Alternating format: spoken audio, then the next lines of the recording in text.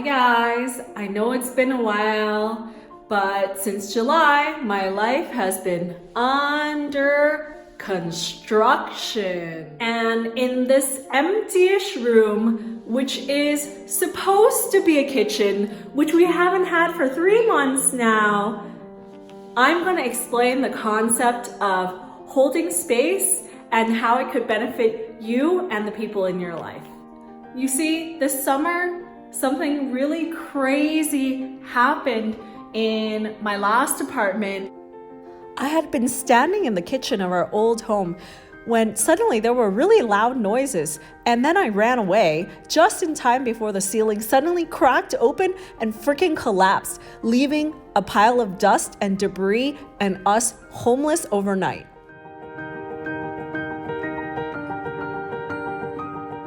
Losing a home so suddenly was a really traumatic experience. Just a place where you thought you could be safe, a place where you relaxed, where you were able to be comforted, suddenly was not a place of comfort anymore, but actually, literally came out to kill you. And when my kitchen collapsed in the last apartment and we were just suddenly homeless, there were some friends who were able to hold really good space and some that couldn't, but I don't blame them because I think many of us don't even really know what it is to hold space, and that's why I'm making this video, to explain this very useful concept. So what exactly is holding space for somebody? What does that look like? While training to be a transformational coach, which I am now, ta-da! I learned during my coaching training that holding space is really being there for somebody else, truly being there for somebody else without judgment, with all of your attention, and with your empathy and compassion. Holding space means truly supporting each other and not making it about us, but making it about the person that we're supporting when they need it most. Because after all, we humans are under construction and works in progress over time. So what might holding space actually look like? Let's exemplify this by going through some demos. Let's say your friend says to you, "The ceiling of my kitchen collapsed and now I'm homeless. I'm so scared and nervous." A response that holds space for a friend who may be going through challenges is, "I'm so sorry, that sounds difficult. I'm here to listen." Listening is a very key factor of holding space. And when I mean listening, I don't mean listening just so that you can respond and interject on your own experience and throw lots of advice, but listening and really empathetically listening and just letting them say what's on their mind. Holding space could also look like asking them questions, which demonstrates active listening. For example, "I'm sorry to hear that. How do you feel?" When you ask the other person questions and put the focus on them, then it makes it about them and not you. Another example of holding space is asking how you can support.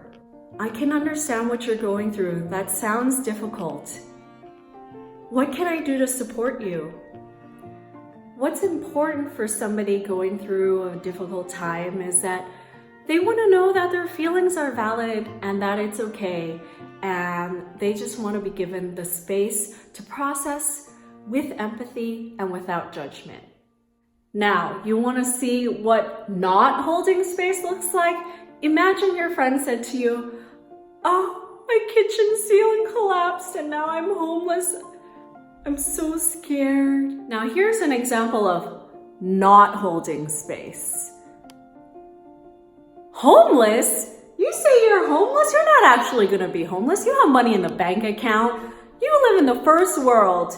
You can get a hotel. Don't you have friends that you can stay with? You're not actually gonna be homeless. Suck it up. You see, doesn't feel very good. Could your friend be in an even worse situation? Yes. Are there worse situations in the world? Yes. However, your friend is not feeling very well right now, and what they want to know is that their feelings are valid. Or here's an example of classic not holding space, making it about you instead. Oh, your ceiling collapsed and now you don't have a home? I remember this one time when I was on a camping trip and then our tent collapsed and we were out there at that music festival and I didn't have a place to sleep. So I totally understand what you mean.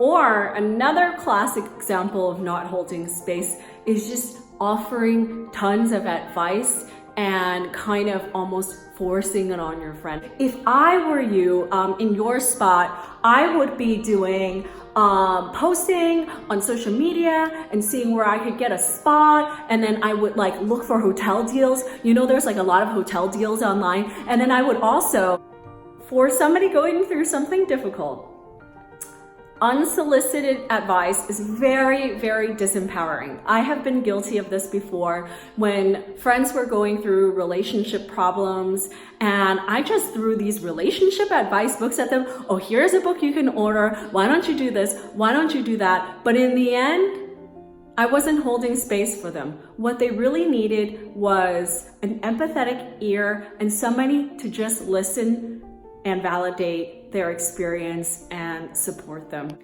So yeah, I hope this video was helpful in explaining what holding space looks like and how it could be useful when you're trying to support somebody. I'm filming here because aren't these floors gorgeous?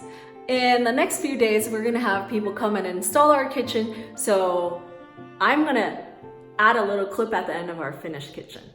I guess I should explain this very weird quirk in Germany first, that if you move into a new place, sometimes it doesn't come with a kitchen, even if you're renting, and you have to design, buy, and build your own kitchen. See these boxes behind me? This is the beginnings of our kitchen that we ordered from IKEA. And finally, standing in the new kitchen of our new home. It's all been built. Yay, so happy. If you like this video and found it useful, I'll be doing more life advice and, of course, travel videos coming up. So please be sure to subscribe to my channel. Thanks. Bye, guys.